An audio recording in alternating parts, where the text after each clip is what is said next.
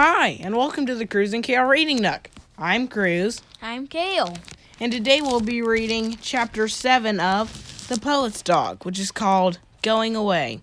Apparently we already recorded these, but I forgot to unmute them, so we're going to have to record them again. But at least this means, Kale, that you can now do your sound effects, like you already know what's in it, so you can do the sound effects. I don't. Oh, okay. Well, anyway, let's go. I told them in the morning. I didn't want to tell them at night. Night could bring dreams. We were eating pancakes that Flora had made without milk. Strange and grainy and wonderful, with lots of maple syrup. I licked the syrup off first, then ate the pancake in small bits. Nickel watched me and ate his pancake the same way. It made Flora laugh. Nickel had found the cord to charge the weather box. More days of bad weather. Ice is possible before the storm ends. The roads will be cleared after 2 days. Things will open again. Electricity will be back on in most places. By the way, I'm not sure if that was Nickel talking or if that was the weather box person talking. I think it's most likely Nickel. It could be. So, I said suddenly, Sylvan got very sick. I hadn't meant to say it right out like that. Nickel put down his fork. Flora opened her mouth, but for the first time since I'd known her, no words came out. You didn't think he'd just gone away and left me, did you? I asked, after all I've told you about him. Flora shook her head, still silent. I could see tears at the edges of Nickel's eyes. That's the story, I said. He got sick. Ellie comes to drive Sylvan to the doctor. I think he's telling them a story again. Yeah, he's either telling them a story or he's in a memory. Story! The day is sunny, and she walks into the house without knocking. Hello, Teddy, she says. She puts her head down next to mine and hugs me. Hello, Ellie, I say. She grins. I can hear you, she says happily. You're a poet, I say. Sylvan comes into the living room dressed in a tweed jacket over a blue shirt. His eyes are as blue as the shirt. Did I hear you two talking? He asks slyly. Yes, says Ellie. I'm wondering if my dog, Billy, will talk to me when I get home. No, says Sylvan, but don't worry. You'll have many hours to read to him. By the way, just another thought.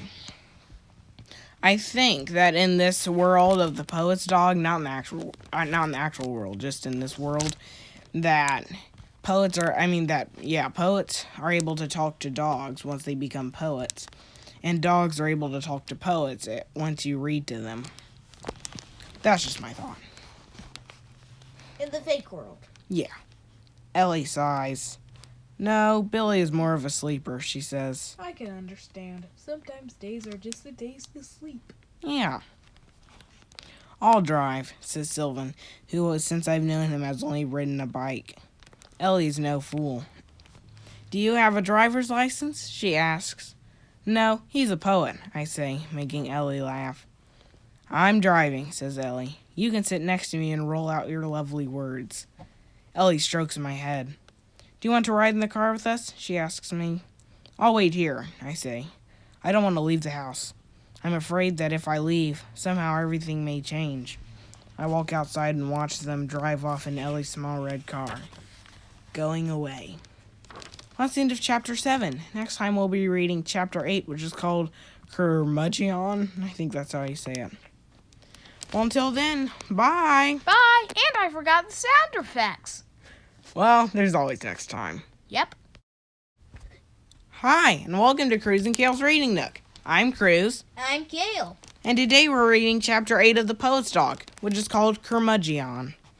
I think that might be an insult, but I'm not sure. I still think it's Crumb Dog. It could be.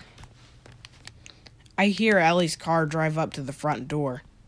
Sylvan told me about the theater once. I feel like I'm watching a stage play. Sylvan comes in looking tired. He takes off his tweed jacket and stretches out on the couch. Ellie carries a paper bag. That doctor's office made me sick, complains Sylvan. There must be an ocean of germs in there. That's why I don't like going to the doctor. You went there sick, says Ellie. She takes bottles of medicine out of the paper bag and sets them by the sink. She sits on a stool next to Sylvan. He wouldn't let me know what the doctor said. Ellie says to me. By the way, before we go on, I just wanted to say that I think that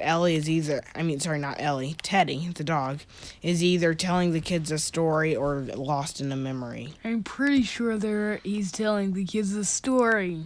Okay. Don't listen to him. You are not my mother, says Sylvan, his arm covering his eyes. You are much more beautiful than my mother. Rude! That was pretty rude. I mean, to his mom. Thank you, says Ellie. He has a fever, I say. Sylvan takes his arm away from his eyes and stares at me. How do you know that? I'm a dog. I smelled a fever, and I can hear chest rumbles in you. See, says Sylvan with more energy. I don't need a doctor. I have a dog. Take your pills and drink lots of water, says Ellie. I don't much like water, says Sylvan. Ellie laughs a lot. I'll be back tomorrow for the class if you're well enough to have it here, she says. Only if someone reads a real poem, says Sylvan. Curmudgeon, whispers Ellie as she kisses me on the top of my head. Rest, she calls as she goes out the door. Sylvan doesn't rest.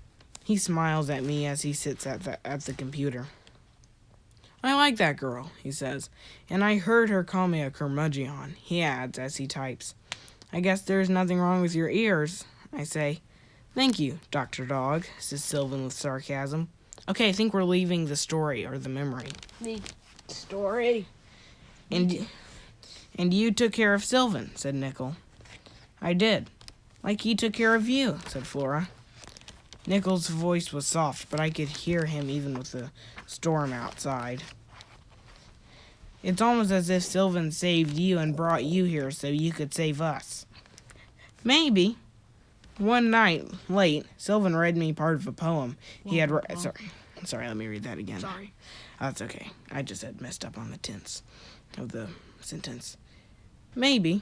One night, late, Sylvan read me part of a poem he had written about me. He called it He, the Poet's Dog. I closed my eyes to remember it. He, the poet's dog, picks up my dropped words. Boo. He carries them in his soft mouth, like treasures to bury for later. Cling, cling. So, he, the poet's dog, can pass them along and I can follow. Flora put her hand on my back. All this time I've been mad that Sylvan left you, but maybe he didn't really leave you at all. At all, she repeated softly. Well, that was the end of Chapter 8. In Chapter 9, it's called Memories. So until next time, bye! Bye!